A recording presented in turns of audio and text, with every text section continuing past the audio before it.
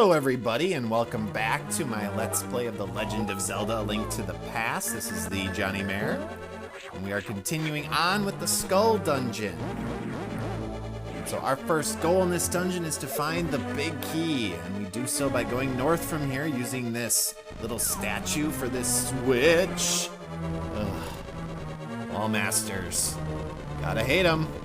If you get caught by them, they take you back to the entrance. You gotta redo everything. So I'm going to be using my ether medallion regularly in this area, because as you can see, it is very effective at cleaning everything out. And bingo, we already have our big key. And because I'm going to be using my medallion so much, I can use a bomb on the wall over here to access a magic restoring item. Now this dungeon has a lot of optional rooms, and it's pretty easy to get lost because you have to pretty much know the direct route to get through all of it. And as you can see, there are different parts of the dungeon you can access through different entrances here in the overworld, so to speak. Now the area I'm going to go into next, I don't usually go into because it's sort of a dead end.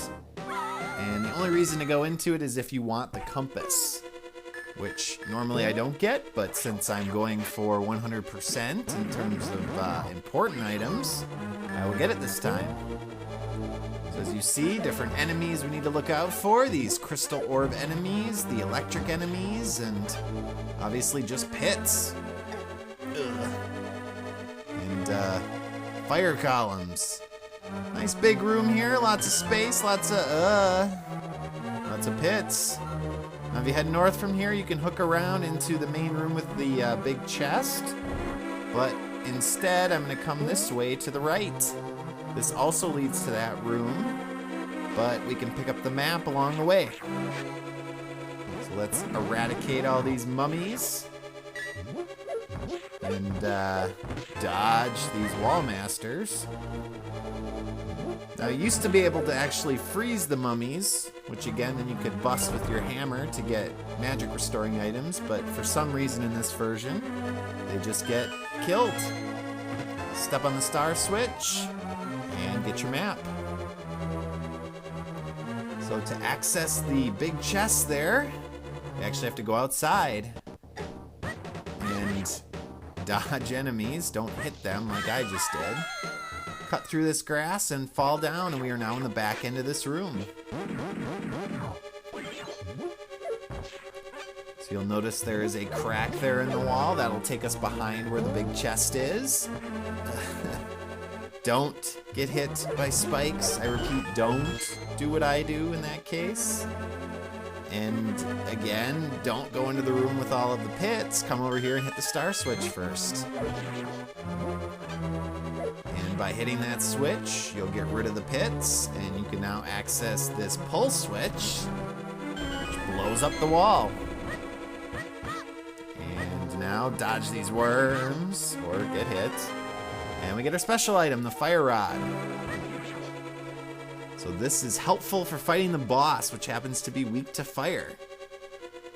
So we will be using that liberally in that boss fight in a little bit. Let's proceed to the next part of the dungeon. So we have to head back in the direction of where we got the big key. And this time I will attempt to not get hit by these little enemies.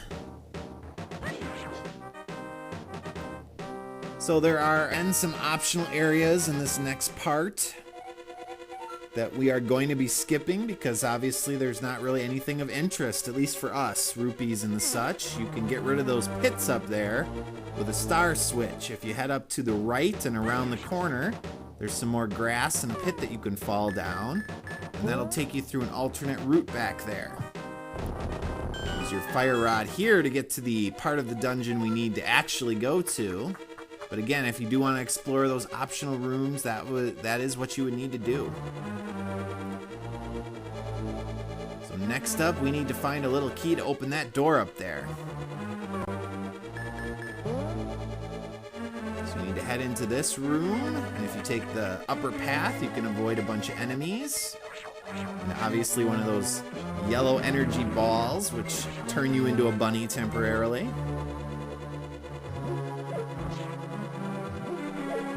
always, I am dodging like a maniac. And there we got our key. Yeah. So dodge these spikes and let's head back the way we came. It can get a little frustrating underneath these overpasses because there's only one route you can go.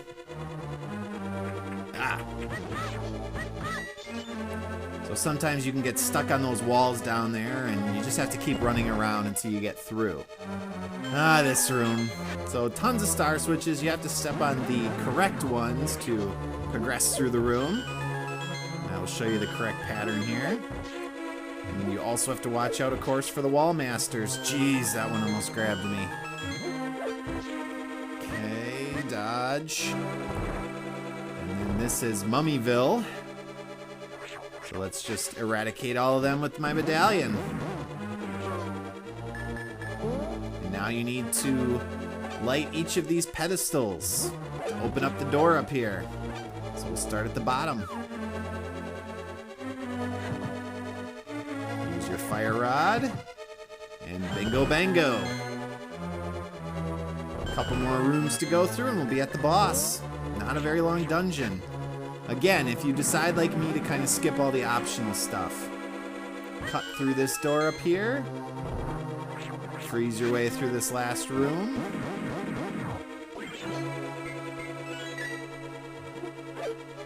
and we are one room away from the boss. And that was a very well-timed magic upgrade. I'm gonna need every bit of magic I can get. So you equip your fire rod, which is super effective against the boss. And it is a giant moth, Mothula. So keep nailing him with your fire rod. Dodge his little beams, dodge all the spikes. This room can get pretty crazy. So just keep dodging and keep shooting and wow. Yeah, so not too tough, as you can see. Takes about 8 or so shots from your fire rod, maybe 10.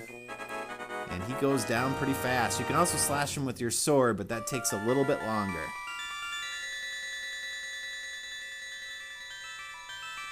And that's pretty much the only use for the fire rod in this game. You will use it for one more boss fight in the near future, but other than that, it is just something nice to look at, I guess. The Great Cataclysm. Huh. So if someone evil gets the Triforce, then a hero arises. And if the evil one gets rid of the hero, then I guess the world is doomed for eternity. Well, that would suck.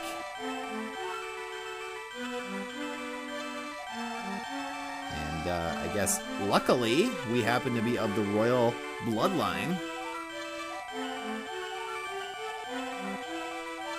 So we are able to actually successfully traverse all these dungeons.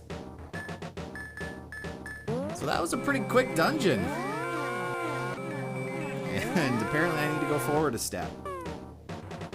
Alright, so now we have defeated the first 4 dungeons of the Dark World. And we are going to do another combo breaker.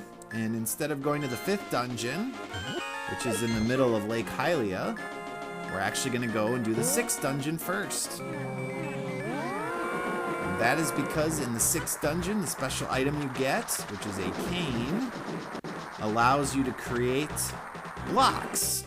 And within the 5th dungeon, there's actually a switch that you need to push a block on top of. I'm going to get a heart piece here, before we head into the dungeon. And if you don't have the cane from the 6th dungeon, you have to go through this elongated process of backtracking through the dungeon after hitting a crystal switch, and it's just really frustrating. So by doing the 6th dungeon first and getting the cane, you can bypass all that, and it saves you a lot of time and effort. So that's why I usually do it first. And there's another heart piece in here, as you can see.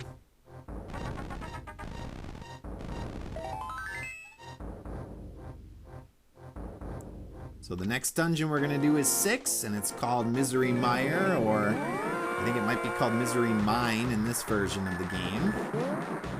In order to access it, we need to get rid of this big storm with this really cool rain effect. I remember really being amazed by it when I was a kid, especially at the beginning of the game. So this is what you need the either medallion for, or other medallion. Seem to go back and forth. Use it on this little spot, and that clears the storm and opens up the next dungeon.